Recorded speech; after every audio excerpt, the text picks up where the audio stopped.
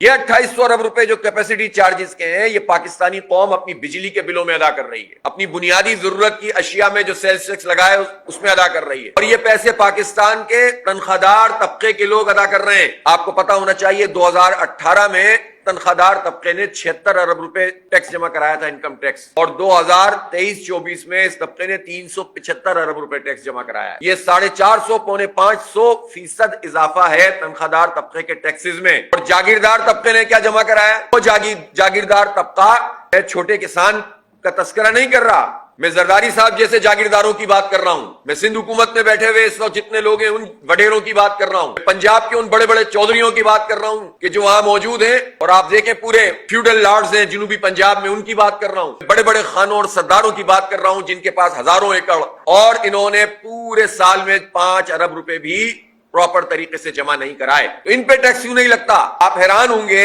سندھ کے بجٹ کا ٹیکس لگایا گیا ہے جاگیروں کے اوپر، وہ 0.02%، جو 6 ارب روپے بھی نہیں بنتا، جو ابھی انہوں نے لگایا ہے وصول وہ بھی نہیں ہوتا۔ اور پنجاب میں یہ تو 4-5 ارب روپے بھی نہیں ہے، 0.07% انہوں نے اپنی آمدن کا لگایا ہے۔ تو ان دو بڑے صوبوں نے 0.02 اور 0.07% جاگیرداروں کے اوپر لگایا ہے، جبکہ تنخواہ دار طبقے سے یہ بھی اتنا وصول ظاہر مرکز میں ہوتا ہے تو صوبوں کو ملتا ہے۔ 18ویں ترمیم کے بعد اس سے آپ اندازہ کر سکتے ہیں کہ مڈل کلاس کو تباہ کر رہے ہیں، غریب کو تباہ کر رہے ہیں، برباد کر رہے ہیں، اور ٹیلی فون میں کال لگا دیے جناب ریلیف دے رہے ہیں، وہ بھی سننا پڑے گا، اور وہ بھی کہ الیکٹرک کا نام KSE۔ شہباز شریف کو پتہ ہی نہیں ہے کہ 19 سال گزر گئے، بلکہ یہ اس کو سارے 10-12 سال ہوئے ہیں کہ الیکٹرک کا نام ہوئے نام بھی صحیح نہیں لیا انہوں نے۔ کراچی سے ان کے ماشاءاللہ محبت کا آ کے گانا ہی گا کر گئے تھے ایک دفعہ، باقی تو انہوں نے کراچی کو کیا دیا ہے آج تک۔ کہنے کا مقصد یہ ہے کہ یہ جو طبقہ ہے، یہ مڈل کلاس، متوسط طبقے اور غریب کو کل کر رہا ہے۔ 3 مہینے کے لیے انہوں نے کہا کہ ہم ریلیف دے رہے ہیں 200 یونٹ والے، لیکن 201 یونٹ والے کا کیا قصور ہے بھائی؟ 200 یونٹ تک